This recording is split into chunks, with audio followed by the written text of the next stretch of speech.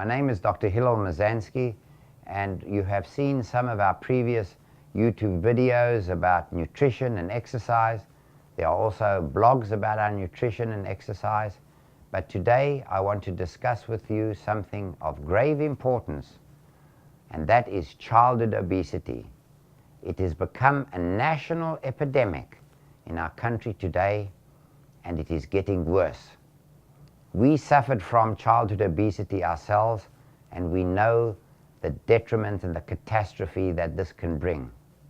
The problem is that it is increasing at a rapid rate. And when I walk the streets, I see these poor children who are suffering from obesity. It is especially so severe in the inner city, where our poor cannot afford to buy protein and fruits and vegetables which are so costly. They buy, unfortunately, the high sugar, carbohydrate foods that line our supermarket shelves. It would be far better if they could afford to have protein, fruit and vegetables. But the economy as it is today is making the situation worse. We do not see childhood obesity as much in the affluent society, but we do see it in those who are less fortunate than ourselves. America, something has to be done with this crisis. It's a national crisis. It is becoming an international crisis because our food industry is selling our toxic food to Europe and the rest of the world. And their children are now suffering from obesity. Would it not be better if the European food, Mediterranean diet, be imported to our shelves in our supermarkets rather than vice versa? We can continue to pontificate about the problem. There is a national crisis. The question begs of itself, how do we handle it? There are many people who are to blame, but none of us are blameless. There is not one person who is blameless. It is at the government level, but the only person in the government, at the side of the government, is our First Lady, who has the same passion for the young children that they eat correctly and try and curb this catastrophe. The physicians are to blame. The food industry is to blame. The advertising industry is to blame. The schools are to blame. No one is held blameless.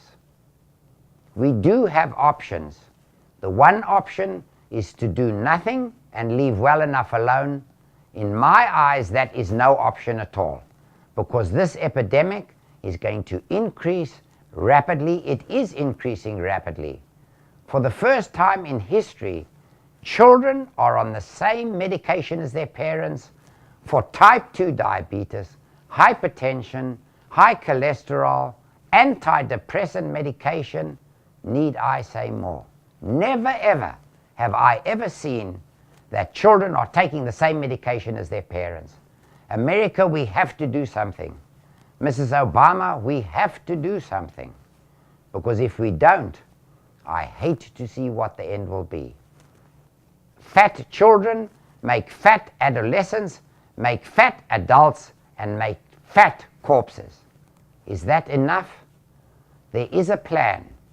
We have to handle that plan. I do have a semblance of a plan, and that we will discuss at a different time.